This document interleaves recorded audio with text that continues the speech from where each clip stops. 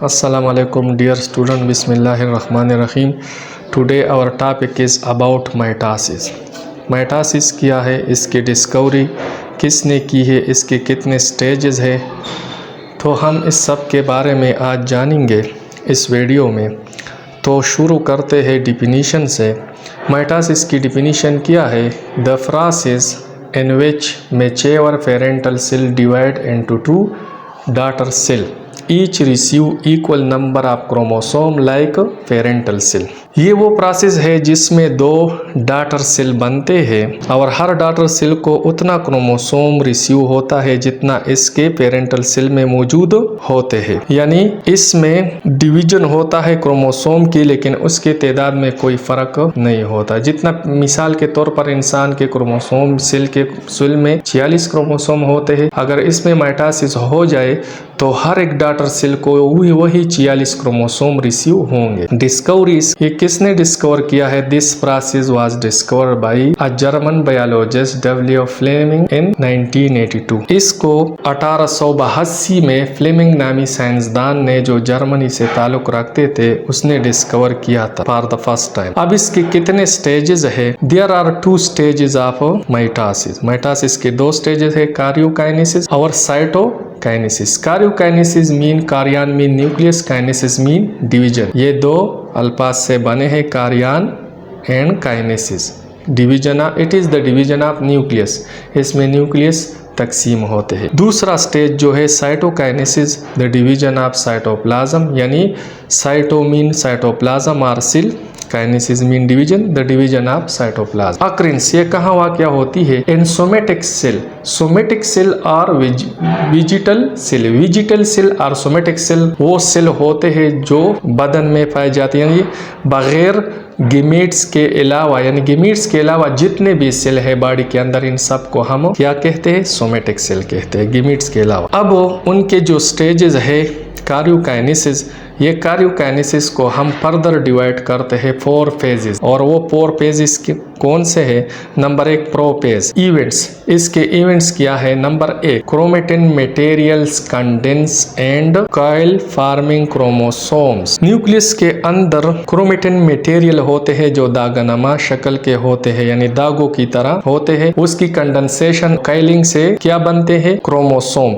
यानी क्रोमोसोम का बनना शुरू हो जाता है फर्स्ट इवेंट में ऑफ द प्रोपेज। इधर आप देख सकते हैं ये क्रोमेटिन नेटवर्क है न्यूक्लियस के अंदर, ठीक है। और ये नेटवर्क जो है ना, क्रोमेटिन मटेरियल का जो नेटवर्क है, ये आहिस्ता आहिस्ता काइलिंग शुरू कर देते हैं और आखिर में इस तरह के क्रोमोसोम बनाते हैं जो 2 क्रोमेटिड और 1 सेंट्रोमियर पर मुश्तमिल होते हैं। ये सेंट्रोमियर है जो सेंटर में वाक़या होते हैं, और ये 2 क्रोमेटिड है, ये वाला और ये वाला, ठीक है। दूसरा इवेंट जो है nuclear membrane start break down into small pieces.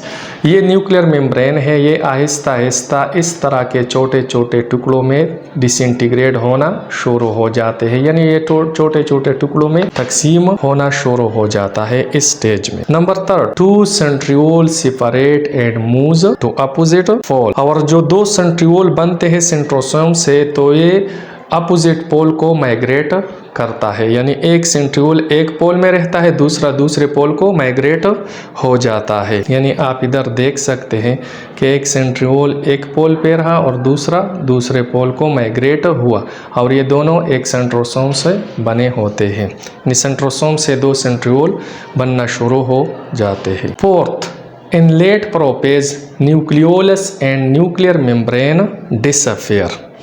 यानी ये लेट प्रोपेज है।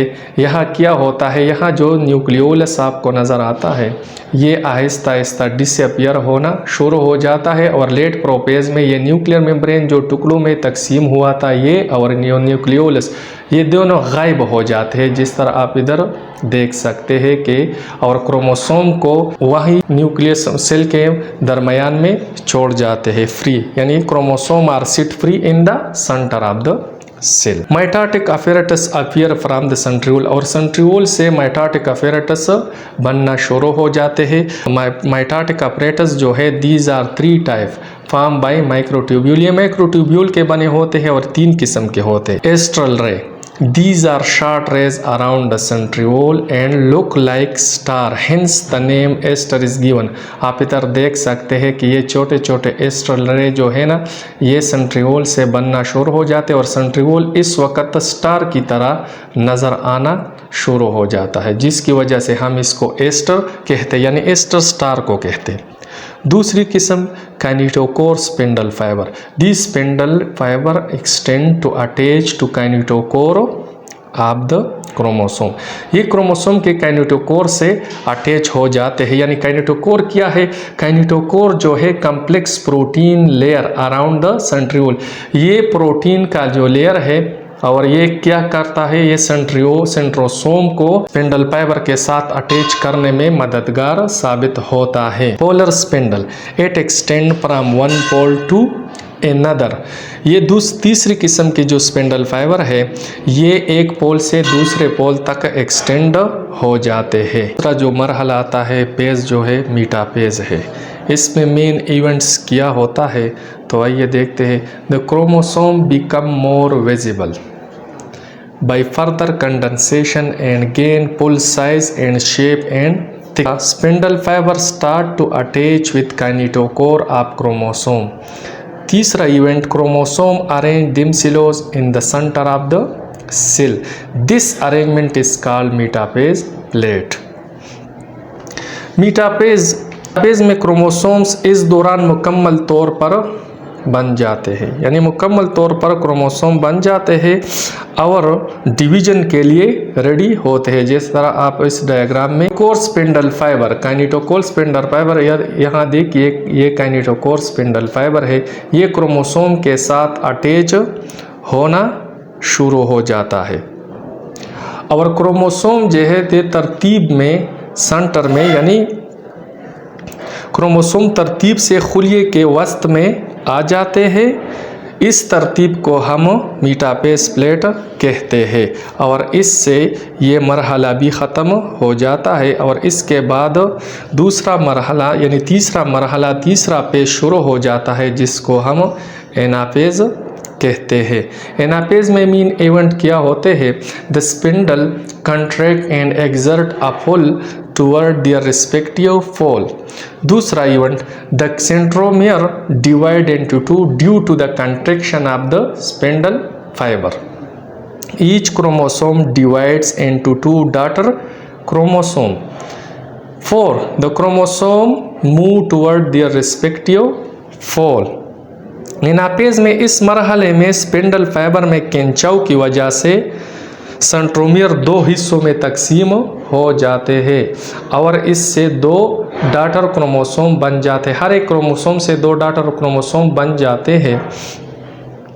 डॉटर क्रोमोसोम एक दूसरे से अलग होना शुरू हो जाते हैं और ये एक दूसरे से अलग हो जाता है क्योंकि सेंट्रोमियर दो हिस्सों में तकसीम हो जाता है। क्रोमोसोम अपने अपने पोल तक पहुंच जाते हैं।